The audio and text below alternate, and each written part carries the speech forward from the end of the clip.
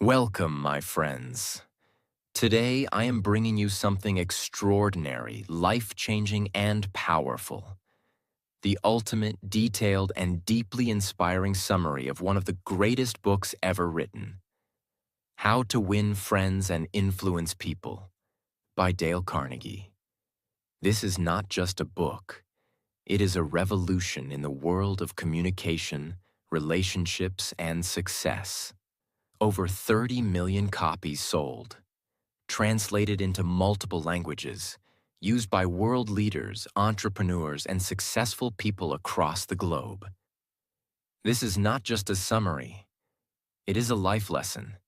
If you want to, build strong relationships, become more confident in conversations, improve your communication skills, win people's trust and respect, get more opportunities in life, and most importantly, influence people in a positive way, then this book is for you.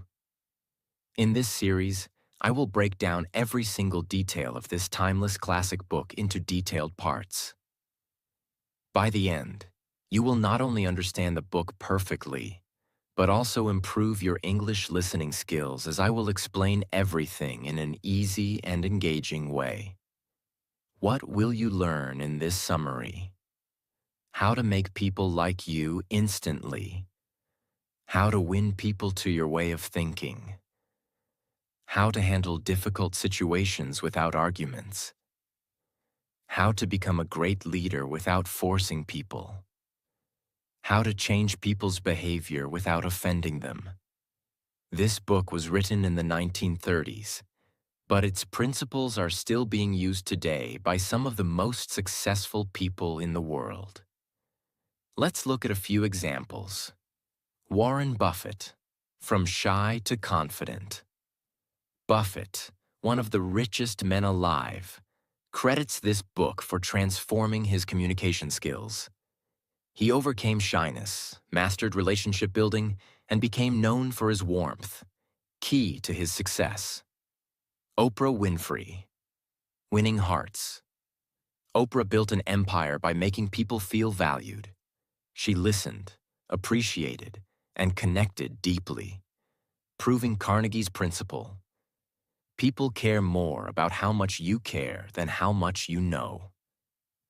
Barack Obama, Earning Trust. Obama influenced millions by respecting others, listening carefully, and staying calm. He proved Carnegie's timeless lesson. Respect builds influence. To truly understand this book, you must first understand people. What do people really want? Why do they behave in a certain way? Carnegie says, dealing with people is the biggest problem you will ever face in life. Whether it's your job, relationships, business, or social life, your success depends on how well you understand and connect with people. Lesson 1. The most important thing people want. The one thing that every human desires, more than money, fame, or success, is to feel important. People crave recognition, respect, and appreciation. Carnegie gives a brilliant example of Charles Schwab, one of America's greatest business leaders. Schwab once said, "The way to develop the best in a person is by appreciation and encouragement." He understood that people will always do more for those who make them feel valued. Think about your own life. When someone truly acknowledges your efforts, how does it make you feel? Energized? Inspired to do better? That's the power of appreciation. But the key is sincerity. People can sense fake compliments, and they reject them. Example: imagine you're in a restaurant and the waiter brings your food. You can either just take the plate and ignore him, or you can smile and say, "Wow, this looks delicious. Thank you so much." What happens? The waiter will instantly feel valued and respected. That small action can change his mood, make him happy, and create a positive experience. Lesson: if you make people feel important, They will like you and remember you forever. Lesson 2. The worst mistake you can make in any relationship.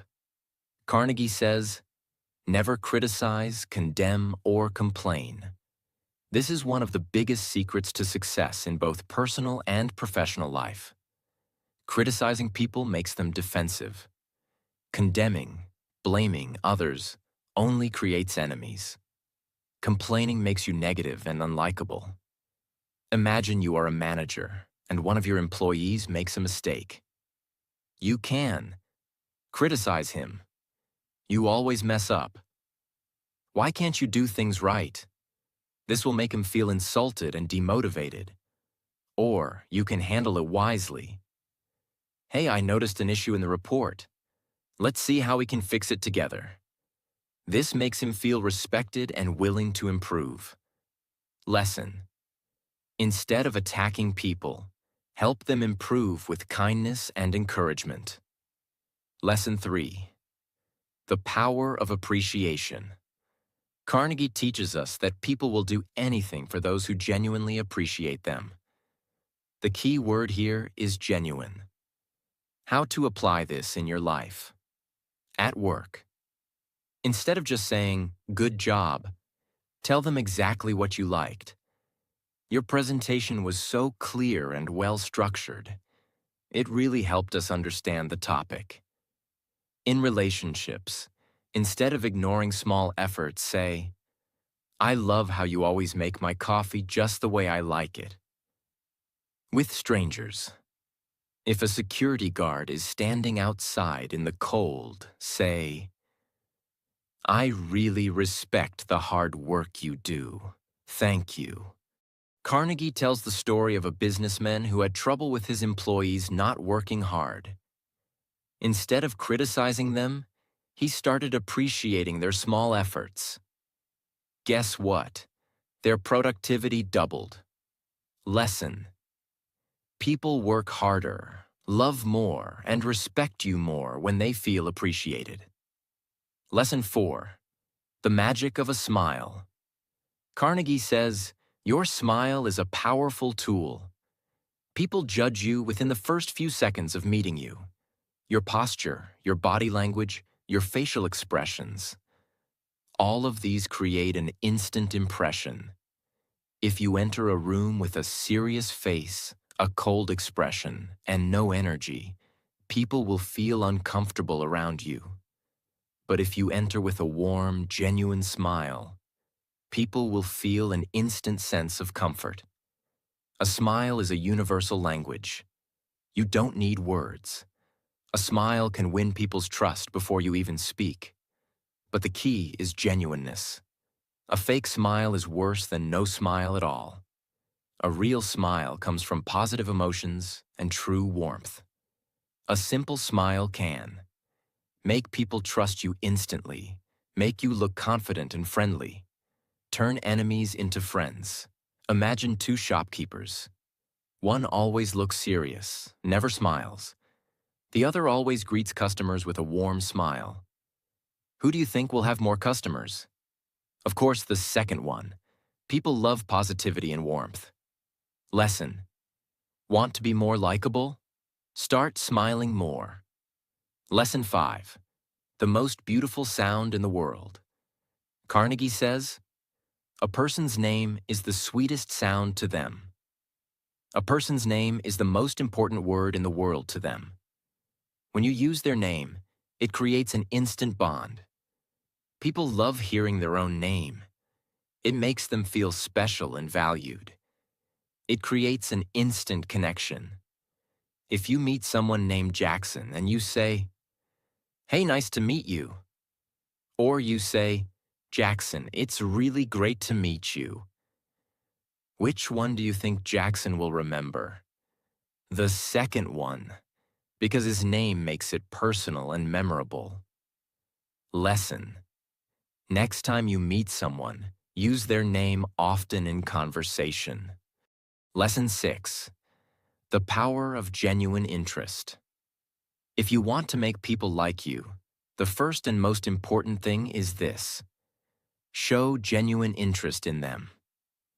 Most people go through life only thinking about themselves. They wake up thinking about their problems, their goals, their dreams. They enter conversations only to talk about themselves, waiting for their turn to speak instead of truly listening. But the secret to being likable is the opposite. If you want people to like you, make them feel important by showing genuine interest in them. Imagine two different conversations. In the first conversation, a man meets a colleague and says, "Hey, how are you?" without even waiting for an answer. Then he starts talking about his own life, his achievements, his problems. In the second conversation, another man meets the same colleague, but instead of talking about himself, he asks, "How have you been? What have you been working on these days?" And when the colleague answers, he listens with full attention, asks follow-up questions, and makes the person feel valued. Who do you think will be more likable? The second one. Because people love talking about themselves. If you show genuine curiosity, they will feel an instant connection with you. Dale Carnegie tells a story about a man who went to a party and barely spoke about himself. He spent the entire evening listening to others, asking about their interests, and making them feel heard. After the party, someone told him, "You are the most interesting person I've ever met." But in reality, he had only asked questions and listened. People don't want to hear about you. They want to be heard. Lesson. So the next time you meet someone, forget about impressing them. Instead, be deeply interested in them. Lesson 7. The art of being a good listener. Being interested in people is one thing. But if you don't know how to listen properly, it won't work. Most people listen to respond, not to understand. Think about a normal conversation. Someone is talking, and instead of actually listening, you're already preparing what to say next. Your mind is waiting for the moment you can jump in. This is a mistake. Carnegie says that a true listener is rare, and because of that, a true listener is powerful. The greatest leaders in the world, from presidents to CEOs, have one thing in common. They listen more than they speak. When you truly listen to someone, you make them feel valued and important. And when someone feels important around you, they like you. There's a simple exercise you can do to become a better listener. The next time you're in a conversation, challenge yourself to not interrupt even once. Let the other person finish their thought. Instead of jumping in, take a moment and ask them something related to what they just said. This will shock them because they are used to people cutting them off. Once they realize that you're a good listener, they will feel a deeper connection with you. Lesson 8. The power of talking in terms of other people's interests. If you walk into a room full of strangers and start talking about a topic you love, but they don't care about, they will quickly lose interest. But if you enter that room, observe the people, find out what they are passionate about, and talk about those things, they will instantly enjoy your presence. Carnegie tells the story of a businessman who wanted to close a deal with a major client. He could have gone into the meeting talking about his company and what they offered. But instead, before the meeting, he researched the client and found out that he loved fishing. When the meeting started, instead of business talk, he said, "I heard you're a passionate fisherman. What's the biggest fish you've ever caught?" The client's face lit up. Instead of a boring business meeting, the two men talked about fishing for an hour. By the end of the meeting, the businessman got the deal. Why? because he talked about what the other person loved. If you want people to enjoy being around you, find out what excites them and talk about that. Lesson 9. The power of avoiding arguments. Have you ever won an argument but lost the person? That's what happens when people argue. Even if you're 100% right, if you destroy the other person's opinion, they won't change their mind. Instead, they'll feel humiliated, and their ego will force them to defend themselves. Dale Carnegie tells a story about a man named Ben Franklin. Franklin was once known as an arrogant and argumentative person, but he later became one of the most charming and persuasive men in history. How did he do it? He followed one simple rule: I will never argue with anyone. Instead of proving others wrong, he learned to ask questions, listen, and gently guide people to the right conclusion without making them feel foolish. One of the greatest minds in history, Socrates, used the same method. Instead of debating people aggressively, he would ask small, easy-to-agree with questions. For example, instead of saying, "You're wrong," he would say, "Wouldn't you agree that?" and guide the conversation step by step. This method is called the Socratic method, and it is one of the most powerful techniques for influencing people. Lesson 10. Admitting your mistakes. Immediately and honestly. Imagine two situations. In the first, a man makes a mistake at work, but when his boss confronts him, he denies it, blames others, and makes excuses. In the second, another man makes a mistake, but instead of defending himself, he immediately says, "You're absolutely right. I made a mistake, and I take full responsibility. I will make sure it doesn't happen again." Who do you think earns more respect? The second man. Most people hate admitting they are wrong because their ego gets in the way. They argue, justify, and fight, which only makes the other person more frustrated. But when you immediately admit your mistake, something magical happens. The other person's anger disappears. Instead of attacking you, they respect you. There's an example in the book where a man got pulled over by the police for speeding. Instead of arguing, he admitted his mistake before the officer even spoke. He said, "Officer, I was driving too fast, and I completely understand if you need to give me a ticket." The officer was so surprised that instead of giving him a ticket, he let him go with just a warning. Why? Because when you admit your mistake first, the other person doesn't feel the need to attack you anymore.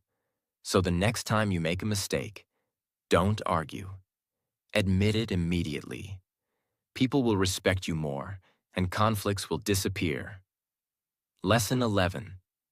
Let the other person feel that the idea is theirs. People don't like being told what to do. They want to feel in control of their own decisions. So instead of forcing your idea, make the other person feel like they came up with it themselves. A powerful way to do this is by asking the right questions instead of giving direct orders. For example, imagine a manager who wants his employee to be more productive. A bad approach: you need to work harder. A better approach: what do you think we can do to improve efficiency? By asking a question, the manager makes the employee think and participate in the decision. The employee will feel ownership over the idea and will be more motivated to act on it. Carnegie gives an example of a business leader who needed his team to change their approach to sales. Instead of forcing the change, he held a meeting and asked, "What do you think is the best way to increase our sales?" The employees came up with the exact solution he wanted, but since they thought it was their own idea, they were excited to implement it. This is a psychological trick used by the best leaders. Instead of telling people what to do, guide them to the conclusion naturally. Lesson 12. Dramatize your ideas. People don't remember facts. They remember stories and emotions. If you want to convince someone, don't just give them cold logic. Instead, make your idea dramatic and engaging. There's an example in the book where a company was struggling to get employees to fill out reports on time. Instead of sending out boring emails saying, "Please submit your reports," the manager did something unusual. He brought an hourglass to the office and turned it upside down in front of everyone. The sand started falling, and he said, "This is how much time we have left before the deadline." It was simple, but it caught people's attention. By turning a simple request into something visual and dramatic, he made people act. This is why great speeches use stories, metaphors, and dramatic examples. When Martin Luther King Jr. gave his speech, he didn't say, "I believe in equality." He said, "I have a dream." When Steve Jobs introduced the iPhone, he didn't say, "We made a new phone." He said, "Today, we are going to change the world." If you want to influence people, don't just use words. Use stories, visuals, and emotion. Lesson 13. Begin with praise and honest appreciation. Nobody likes to be criticized, even if they are wrong. The moment someone feels attacked, their ego goes into defense mode, and they stop listening. But what if you need to correct someone? How do you make someone change their behavior without making them feel bad? The answer: start with honest praise. For example, imagine you're a manager and your employee, Mark, is always late. If you directly say, "Mark, you're always late. This is unacceptable," he will immediately feel attacked and justify himself. But if you start with praise, he will listen with an open mind. A better approach. "Mark, you are one of the most talented employees in this office. Your work is always excellent and your creativity is inspiring. I just have one small concern. I've noticed that you've been arriving late recently, and I know that's not like you. Is there anything we can do to fix this?" Now, instead of feeling criticized, Mark feels valued and respected. Because of this, he will be much more open to changing his behavior. People respond better to correction when they feel appreciated, not attacked. This technique is used by the greatest leaders. Instead of breaking people down with criticism, they lift them up with praise first, then guide them towards improvement. People don't like taking advice from someone who acts superior. But when you admit your own mistakes first, people become more open to listening. For example, let's say you are a father and you want to tell your son to stop procrastinating on his studies. Instead of just telling him, "You need to stop wasting time," a better approach would be, "You know, when I was your age, I used to struggle with procrastination too. I would always wait until the last minute to study, and it caused me a lot of stress. But then I learned a simple trick that helped me. Do you want to know what it is?" Now, instead of feeling lectured, the son feels understood. He sees that his father is not just giving orders. He is sharing his own experience. This technique is used by the best mentors, coaches, and leaders. They don't just tell people what to do. They show them that they have made the same mistakes, and they share how they overcame them. When people see that you have struggled too, they trust you more. And when they trust you, they listen to you. Lesson 14. Ask questions instead of giving direct orders. Nobody likes being told what to do. When you give someone a direct order, Their natural instinct is to resist. But when you ask a question instead, people feel in control of their own choices. Imagine you're a parent trying to get your child to clean their room.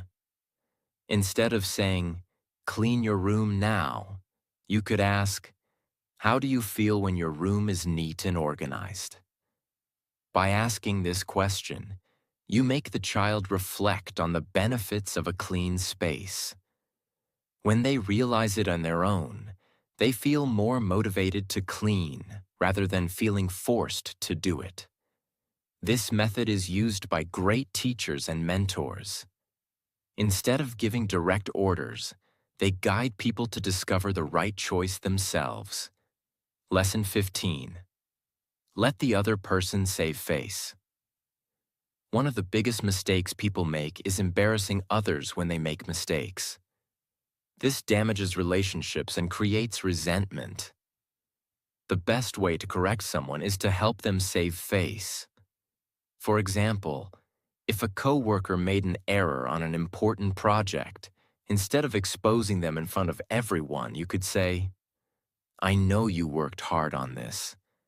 I noticed one small thing that we could tweak to make it even better.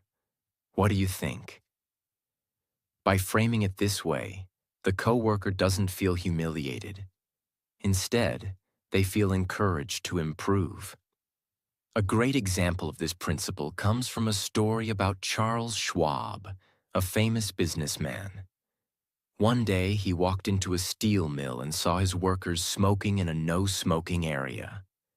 Instead of yelling at them, he took out a box of cigars, offered one to a worker, and said, "Would you mind smoking this outside?" By doing this, he corrected their behavior without embarrassing them. The workers respected him more because he treated them with dignity. If you want to change someone's behavior, always help them save face. If you attack their dignity, they will resist. But if you protect their dignity, they will listen. Lesson 16. Give the other person a reputation to live up to. People will rise to the expectations you set for them. If you tell someone, "You are careless and irresponsible," they will act that way. But if you say, "I know you are a responsible person and I trust you," they will try to prove you right. Dale Carnegie shares a story about a foreman in a factory who had an employee that was lazy and unmotivated. Instead of scolding him, the foreman said, "You know, I've been watching you and I see a lot of potential in you. You are one of the most capable workers here." The lazy employee was so inspired by these words that he completely changed his behavior. He started working harder because he wanted to live up to the expectation. This technique works in every area of life. If you tell a child, "You are very responsible," they will try to be responsible. If you tell a team member, "You are a great leader," they will step up as a leader. If you tell a friend, "You are always kind and thoughtful," they will act in a kind and thoughtful way. People behave according to the identity they believe they have. If you give someone a positive reputation, they will do everything they can to maintain it. This is how the best leaders inspire transformation in others. Instead of criticizing, they believe in people before they believe in themselves. And when you believe in someone, they rise to meet that belief. This is the power of influence without force. Lesson 17. Throw down a challenge. Inspire people to outdo themselves. People are naturally competitive. If you present something as a challenge, people will rise to the occasion. This is how leaders bring out the best in others. A restaurant owner was struggling to get his chefs to prepare meals faster without losing quality. Instead of demanding speed or threatening consequences, He used a simple but powerful challenge.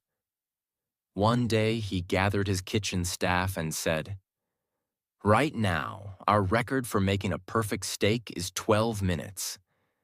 I wonder if anyone can do it in 10, without sacrificing quality." At first, the chefs laughed, but the challenge sparked curiosity. One chef tried, then another. Soon, the entire team was competing to cook faster while maintaining perfection. Within weeks, the restaurant's service time had improved, and customer satisfaction had skyrocketed. Not because of pressure, but because the chefs felt excited to push their limits. How can you use this? If you're a manager, challenge your team. Last week, we finished this task in 3 days. Let's see if we can do it in 2 without cutting corners. If you're a trainer, instead of saying, "Do 20 push-ups," say, "Your record is 15 push-ups. I bet you can beat that today." If you're a parent, instead of saying, "Clean your room," say, "Let's see if you can finish before this song ends." A simple challenge can turn a boring task into an exciting goal. Instead of feeling forced, people feel driven. That's the power of motivation. Lesson 18. Become the kind of person everyone wants to follow. Ultimately, the greatest way to win friends and influence people is not through techniques, but through your character.